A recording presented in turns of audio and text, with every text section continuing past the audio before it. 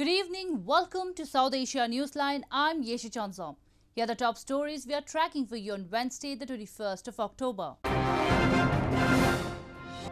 Residents in Indian capital battle air pollution amid pandemic. Pakistan unlikely to exit grey list as FATF meet begins.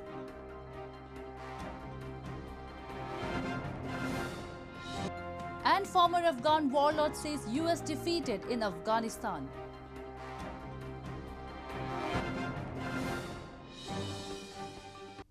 And now for all the details. Pollution accompanied by the coronavirus pandemic is giving a tough time to residents of Indian capital New Delhi who are finding it difficult to breathe amid deteriorating air quality. The Delhi government has deployed over 2,000 environment marshals across the city to generate awareness about its anti-pollution campaign to curb vehicular pollution.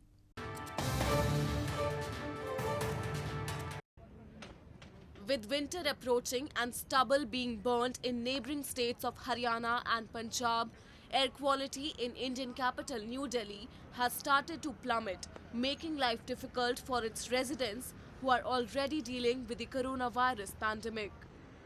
An awareness campaign named Red Light On, Gadi Off, Red Light On, Ignition Off, launched by Chief Minister of New Delhi Arvind Kejriwal, began on Wednesday, where people were encouraged to turn off their car's engine while waiting at red light signals to fight pollution in the city. After months of relatively clean air because of a lockdown imposed to fight the virus, pollution levels have spiked to their worst in 2 years for October. पहले से थोड़ा कम है but अभी भी इतना pollution है, cycling भी नहीं की जाती वगैरह, बहुत जल्दी थकावट होती है उससे. आप एक तरीके से देख सकते हैं ऐसे कोरोना है, एक पॉल्यूशन है, दोनों सेम है, लंग्स पे ही इफेक्ट कर रहे हैं. तो दिल्ली में बहुत सारा भी पॉल्यूशन है, बाकी अभी इतना ज़्यादा, इससे बहुत ज़्यादा प्रॉब्लम इतनी हो रही है, हमारे घर से भी नहीं निकला जाता बाहर. और भी मेरे खुद को एक प्रॉब्लम हो गई डस्ट एलर्जी की, मतलब बाहर जाता तो सांस नहीं ली जाती. Indian Prime Minister Narendra Modi on Tuesday appealed to citizens that they should not be careless in the fight against COVID-19 till a proper vaccine is available in the country. He said as the festive season is approaching, with celebrations for the Hindu festivals of Durga Puja and Diwali due this month and in mid-November, there is a greater need to be careful in fighting against the pandemic. India has recorded 7,597,063 confirmed COVID-19 cases, including 115,197 deaths so far. There are 740,090 active cases of coronavirus infection in the country, which comprises 9.67% of the total caseload. The Indian Army has handed over the Chinese soldier to the People's Liberation Army at Chushul-Moldo border personnel meeting point after completion of all formalities. The Chinese soldier was apprehended in the Demchok sector of Eastern Ladakh on Monday after he had strayed across the line of actual control. India on Wednesday released the Chinese soldier who was apprehended after he inadvertently crossed over into Indian territory in the Demchok sector of Eastern Ladakh on Monday. The soldier, Corporal Wang Yalong, an armourer in the PLA People's Liberation Army, was handed over to China at the Chushul-Moldo border personnel meeting point after completion of all formalities as per established protocols, reports said.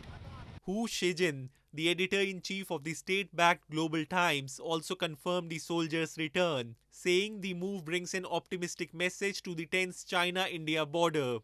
The release of the soldier comes amid turbulent diplomatic ties between New Delhi and Beijing over the months-long standoff along the line of control. The two sides have held 7 military-to-military talks to resolve the impasse along the Himalayan borders, even as an 8th round is expected to take place this week. The three-day virtual plenary meeting of terror funding watchdog, the Financial Action Task Force, began on Wednesday to decide the next course of action against Pakistan with regard to the steps taken to crack down on terror funding. Pakistan was put on the grey list or monitoring list in 2018 for not doing enough on terror funding. The Global Watchdog for Money Laundering and Terror Financing FATF Financial Action Task Force will begin its 3-day virtual plenary meeting on Wednesday, during which it is scheduled to take the final call on Pakistan's continuation on its grey list. FATF had placed Pakistan in its grey list in June 2018 and asked it to implement a 27-point action plan to curb terror financing and money laundering by the end of 2019. The deadline was, however, extended later in the wake of COVID-19 pandemic. Pakistan has so far delivered on 21 points of the 27 obligations, but has failed to clear some of the key tasks. The mandates which Pakistan has failed include action against all UN-designated terrorists like Jaish-e-Mohammed chief Masood Azhar, Lashkar-e-Taiba founder Hafiz Mohammad Saeed, and the outfit's operational commander Zakiur Rahman Lakhvi. If Pakistan continues to be in the grey list, it will be difficult for the country to get financial aid, thus further enhancing problems for the nation, which is in a precarious financial situation. Moving on, political activists in Pakistan-administered Kashmir have continued to oppose Pakistan's plan to alter the status of Gilgit Baltistan and turn the illegally occupied region into its 5th province. There is resentment against the arbitrary decision, which is in violation of UN resolutions. Political activist in Pakistan-administered Kashmir, Sardar Sagir Khan, has opposed Pakistan's plan to alter the status of Gilgit Baltistan and turn the illegally occupied region into its 5th province, that Islamabad aims to illegally subsume the region and create divisions. Protests have continued across Pakistan-administered Kashmir and Gilgit Baltistan, expressing anger against the arbitrary decision in violation of UN resolutions and the denial of fundamental rights to the common public. Provincial status देके जो है उस अपने तौर पे यानी तकसीम की जो एक नापाक साजिश है उस पे आप आखिरी कील काटना चाह रहे हो, लेकिन मैं जो कहना चाह रहा हूँ गास्पीन के अपने मंसूबे, उनकी अपनी प्लानिंग, काबजीन की अपनी हिकमत अमली, लेकिन जम्मू कश्मीर के लोगों का भी अपना एक जो है क्या कहते हैं एक अज़म भी है, एक इरादा भी है. India has also launched a strong protest against the Pakistan government, stating that Jammu and Kashmir and Ladakh, including Gilgit Baltistan, are an integral part of India. Activists have expressed concern that China has been lobbying Pakistan to bring the illegally occupied region under its legal jurisdiction to protect its investment in Gilgit Baltistan, which are part of the China-Pakistan economic corridor. Gulbuddin Hekmatyar, the leader of Afghanistan's Hizb-e-Islami party, on Tuesday said that United States has been defeated in Afghanistan and Washington has no choice except to leave the country. He made the remarks during his 3-day Islamabad visit, where he discussed the Afghan peace process and bilateral ties with top Pakistani leadership.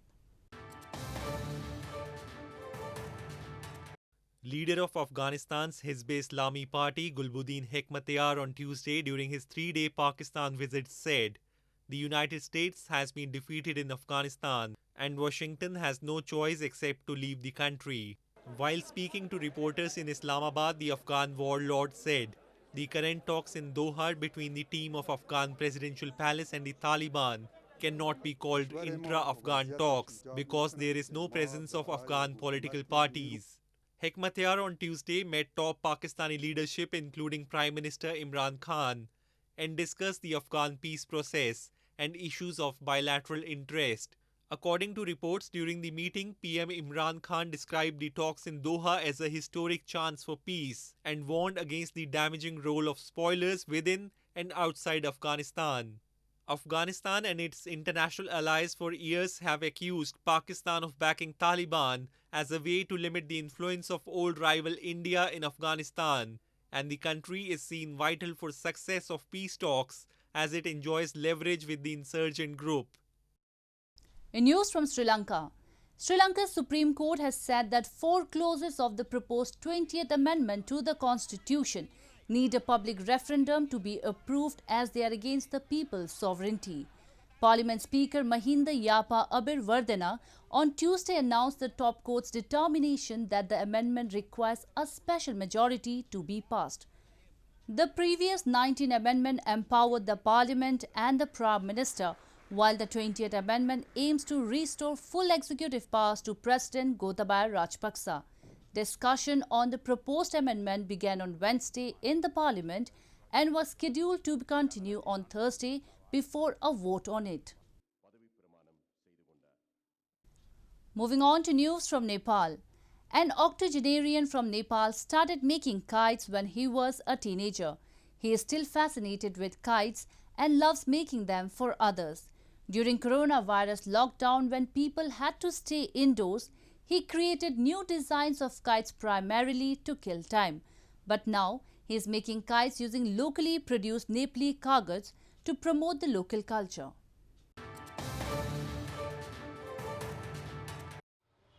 Purna Bahadur Shrestha started making kites since he was a teenager and he has remained afloat till now, though he has turned 83.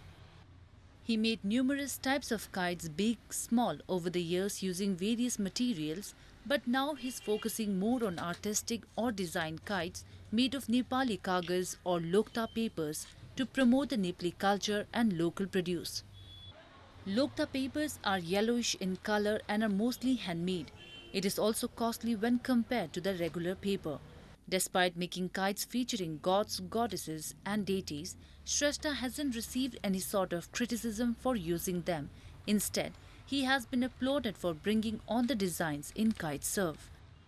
Nepal हामीहरु Nepali हो नेपालीमा नेपालको नि चाहिँ के भन्छ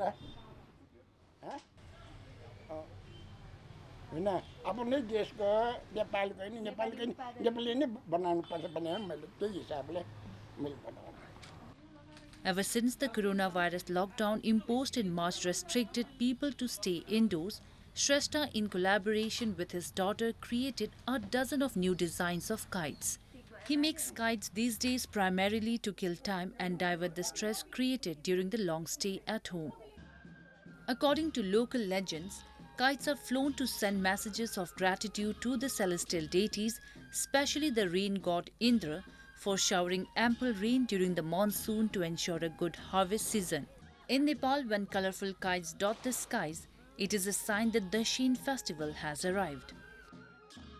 Authorities in India's Jammu and Kashmir organized a golf tournament in Pahalgam town this past weekend, which attracted enthusiasts from across the Union territory. The event aimed to revive tourism in the Kashmir Valley, which has been hit hard due to coronavirus pandemic.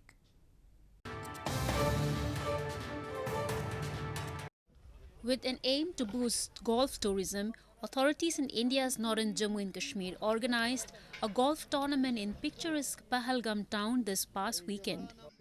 The tournament held at Pahalgam Golf Course was part of a two-day autumn festival organized by the Jammu and Kashmir Tourism Department and attracted golf enthusiasts from across the Union territory.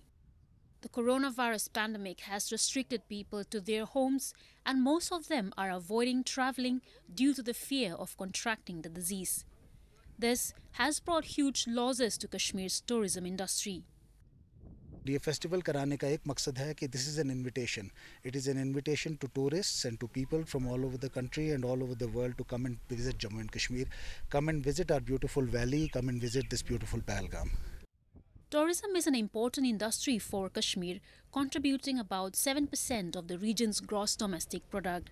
The Kashmir Valley has been a popular destination among tourists from across the world who are drawn to its Himalayan summits and treks, along with picturesque valleys and lakes. Well, that's all we have for you from South Asia this evening.